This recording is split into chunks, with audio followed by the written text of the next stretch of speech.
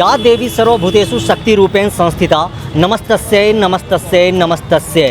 पूरे राजधानी में इन दिनों शारदीय नवरात्र को लेकर के पंडाल की तैयारी शुरू है और विभिन्न तरह के प्रारूप देने के लिए तमाम मजदूर और पंडाल के कारीगर लगे हुए हैं। इस वक्त हम राजधानी रांची के अल्बर्ट एक्का चौक के समीप चंद्रशेखर आज़ाद दुर्गा पूजा समिति के समक्ष हैं और इसके पूजा समिति के अध्यक्ष हमारे साथ रमेश सिंह जी हैं। इनसे ही हम बात करेंगे कि ये पूजा पंडाल का ये पूरे प्रारूप किस तरह का दिया जा रहा है। यहाँ देवलोक का पूजा पंडाल में देवलोक का रूप देने का हम लोग कोशिश कर रहे हैं। इसमें आपको जैसे पंडाल के मेन गेट पे आएंगे तो एक भारत का पूरा मानचित्र है जो कि बहुत आकर्षक तरीके से उसको दिखाया गया है। सामने में एक बाबा का शिवलिंग है, भोले बाबा का, जिसमें लगातार जलार्पण 24 घंटा होते रहेगा।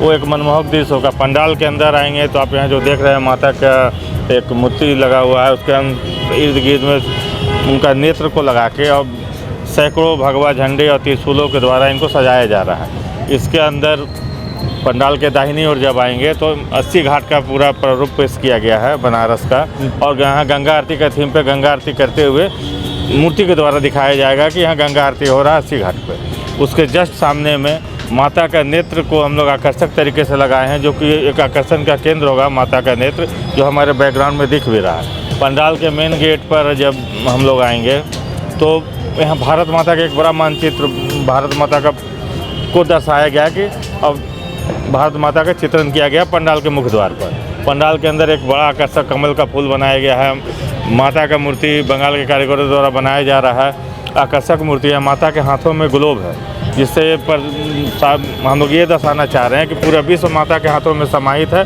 और माता के ही मतलब हम लोग देख रेख में या माता के चरण में हम लोग अपनी ज़िंदगी बिता रहे हैं। पूरे यहाँ पे जो देखेंगे आप पूरे पंडाल को तो आपको मंदिरों और पूरा हिंदुत्व और सनातन का बोध होगा।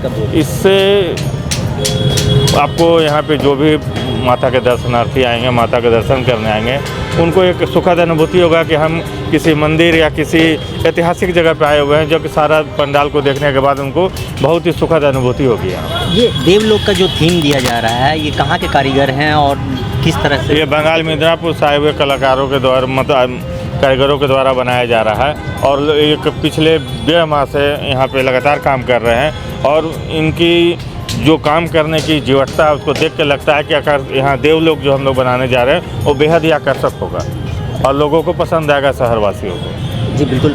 और ये श्रद्धालु जो जिस तरह से, क्योंकि मेन रोड का पूजा है, यहाँ पे भीड़ भी बहुत ज़्यादा होती है, तो उसे लेकर के क्या मतलब व्यवस्था किया गया है? वॉलंटियर्स को किस तरह से? यहाँ पे 100 से 150 वॉलंटियर्स है। प्राइवेट सिक्योरिटी गार्ड रखा गया है। प्रशासन के द्वारा भी हम लोग को गार्ड में व्यवस्था मिलती है, पुलिसकर्मियों की, महिला पुरुष दोनों की।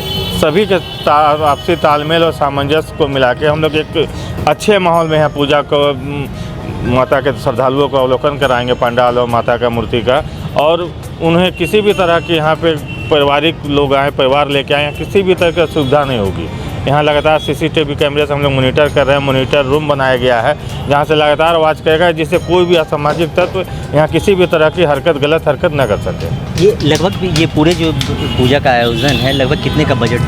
25 से 30 लाख के बजट पर है। लेकिन यहाँ जो थीम बनाया जा रहा है वो बेहद ही आकर्षक और हिंदुत्व को जागृत करने वाला है और देशभक्ति की भावना आएगी।